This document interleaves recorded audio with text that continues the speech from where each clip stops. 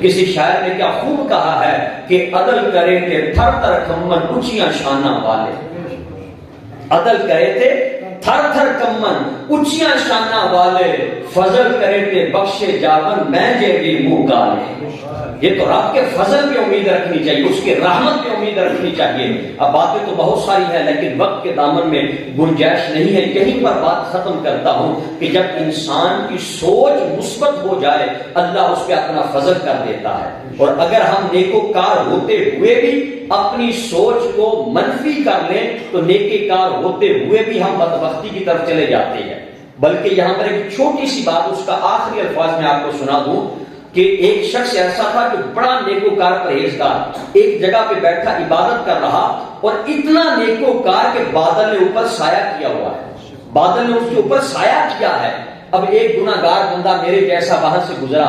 اور کہنے لگا کتنا نیک بندہ کہ بادل نے سایہ کیا، اللہ کا اتنا نیک بندہ، چلو میں جا کر 2 لمحے اس کے پاس بیٹھ جاؤں، جہاں اس پر رحمتیں برستی ہیں مجھ پر بھی برسیں گی، اللہ کا فضل مجھ پر بھی ہوگا۔ جیسے کوئی بندے سوچتے ہیں نا، جا بزرگوں کے پاس جا کر بیٹھے، اللہ کا نیک بندہ ہے ہمیں بھی برکت ملے ہے۔ اس نے بھی یہی سوچا، اب تھا گناہگار،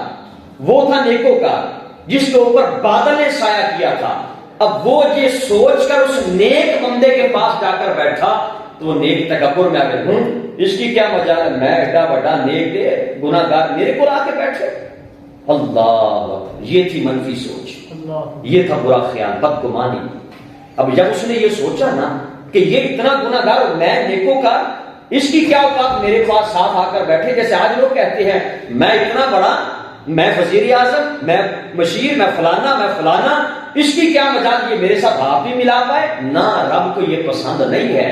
خدا کی قسم جھکنے والا بندہ رب کو پسند ہے۔ تو وہ شخص نے جب یہ سوچا اور اسے دور کر دیا، المختصر یہ بات کرتا ہوں، اللہ پاک نے اسی وقت، اس وقت کے نبی علیہ السلام کو وحی فرمائی اور ارشاد فرمایا کہ جا کر میرا پیغام دے کہ جو عرصہ دراز سے میری عبادت کر رہا تھا اسے جا کر بتا دے کہ رب نے تیری ساری عبادت کو ضائع کر دیا ہے، تیری ساری عبادت ضائع ہے۔ اور جو گناہگار تھا اللہ پاک نے فرمایا اسے میرا پیغام دے کہ رب نے تیرے سارے گناہوں کو بخش دیا ہے، تجھے معاف کر دیا ہے۔ اور اللہ نے پیغام دیا اس وجہ سے کہ تیرے اوپر تکبر آیا، تو نے میرے بندے کو رحمت سے مایوس کیا ہے، تو نے اس کے بارے میں منفی سوچا ہے، برا خیال کیا ہے، بدگمانی کی ہے۔ اگر تیرے پاس بیٹھا تھا تو میں تیرے اوپر بھی فضل کرتا، اپنے بندے بھی فضل کر دیتا، لیکن تو نے تکبر کیا اپنی نیکیوں پر اور اپنے اچھے اعمال پہ تو نے فخر کیا ہے، بس تیرا یہ تکبر مجھے پسند نہیں ہے، تیری ساری زندگی کی نیکیاں میں نے ضائع کر دی ہیں۔ اب دیکھیں یہ منفی سوچ تھی کہ اس کی پتہ نہیں کتنے عرصے کی عبادت وہ ضائع ہو گئی، اور جو صرف اس سوچ کے ساتھ، اب اس کی سوچ پازیٹو تھی،